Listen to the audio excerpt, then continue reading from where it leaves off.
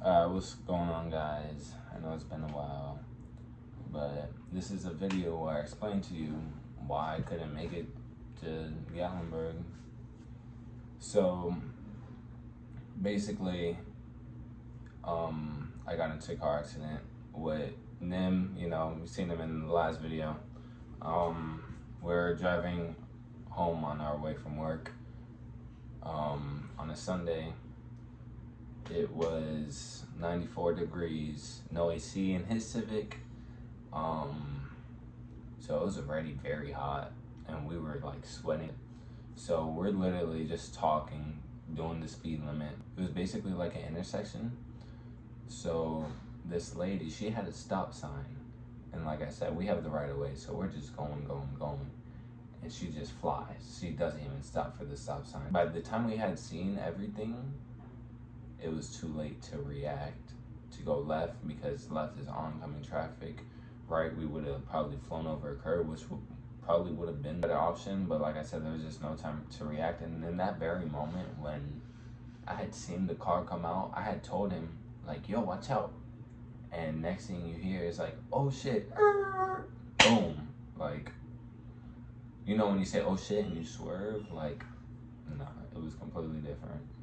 We went head on into a 2018 Volkswagen Tiguan. It's a big SUV, and I have pictures. I'll put all the pictures here. Yeah, in that very moment, everything just had slowed down. Like, I saw Nim grip onto the steering wheel. I saw his foot slam on the brakes.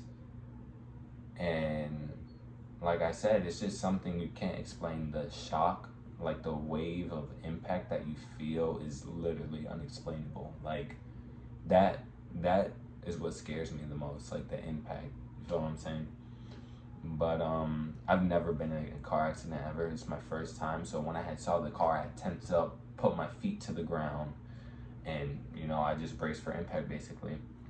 And I had heard Nim sobbing, crying, and I'm thinking it's because of his car. Like, nothing in my head just clicked at all. Like, nothing registered, nothing.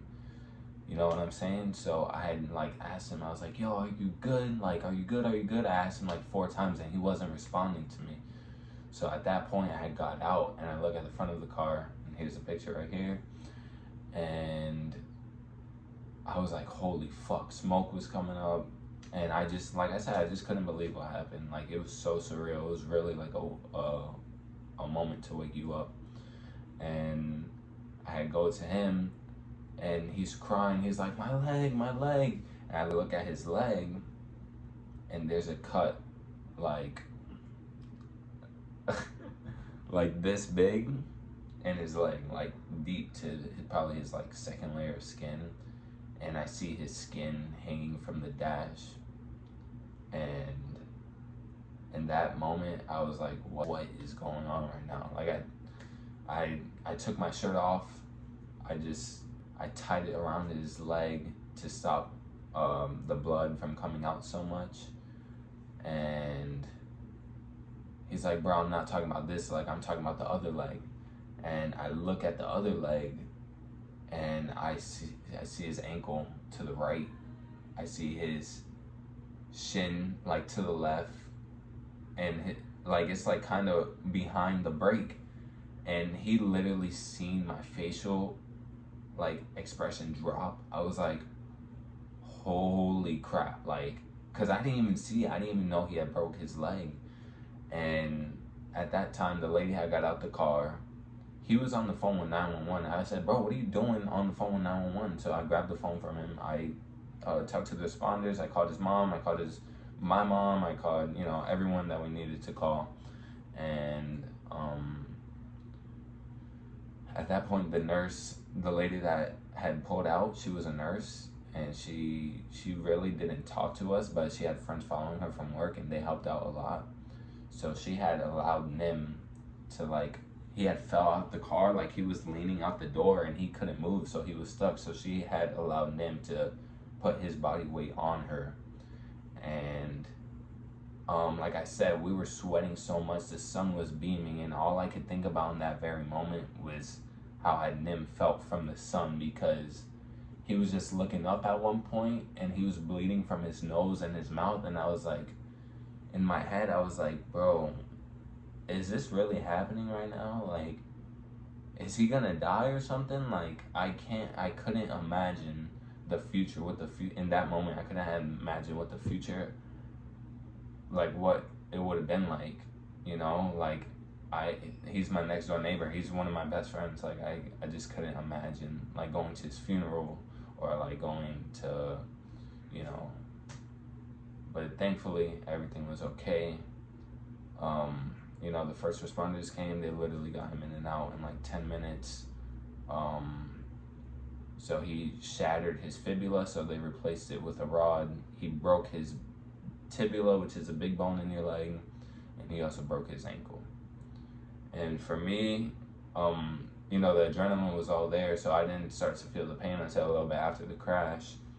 And I went to one hospital, and they said, they x-rayed me literally 15 minutes out after the crash. They didn't see any fractures. They said 35 days, follow up with another hospital to get x-rays done, whatever.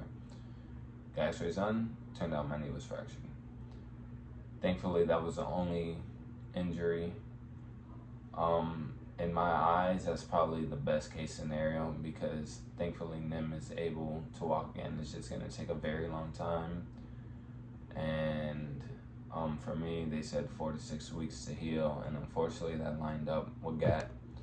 So, you know, I've been really wanting to go these last few years, and the time I'm able to go, I can't. So next year, I'll definitely be there. Hopefully next year I'll be able to go, and yeah, that's really it. I'm just so thankful, because it could have been a lot worse. You know, if we hit her more in the middle of the car, you know, me and them, like, my shins could have gone through my legs or something. Like, you never know. So I just feel like that was the best possible outcome, because we're able to recover and able to walk again. So thankfully, everything's okay. Nim's car is totaled. The lady car is probably totaled as well. Looked like had some pillar damage, but the lady, she got airbag burn just all throughout her body. That's it. And, you know, thankfully the lady's all right too, because we hit her on her side. So, but yeah, I'm sorry I couldn't go to GAT. It's literally impossible. I cannot crutch around and record, you know what I'm saying? Like, I can't even hold a cup of water and crutch. I have to have someone to help bring me water. I have to help someone push me around in a wheelchair. I tried going to Disney Springs, and it's like wheelchair, like, it's just impossible. I can't. And if y'all wondering, my leg has to be in this cast for 4 to 6 weeks. Still got like a little bit less than a month. So hopefully me and them have a speedy recovery. And yeah, by the end of October, hopefully everything should be cleared and we can get back on track to car meets, car shows. You know, I'm trying to go to wherever. I'm trying to be there. I'm trying to get content. Like, I'm fiending for it. I literally been in my head for the last how many days, like, just sad I can't go, you know what I'm saying? Like, just, it's unfortunate, but, you know, the universe works in mysterious ways. So this is a minor setback, but I want to come back stronger and better. So when I'm healed, we getting this grind on. We out anywhere, everywhere, all around the US. I don't care. I'm gonna try and do it. So I'll catch you on the flip.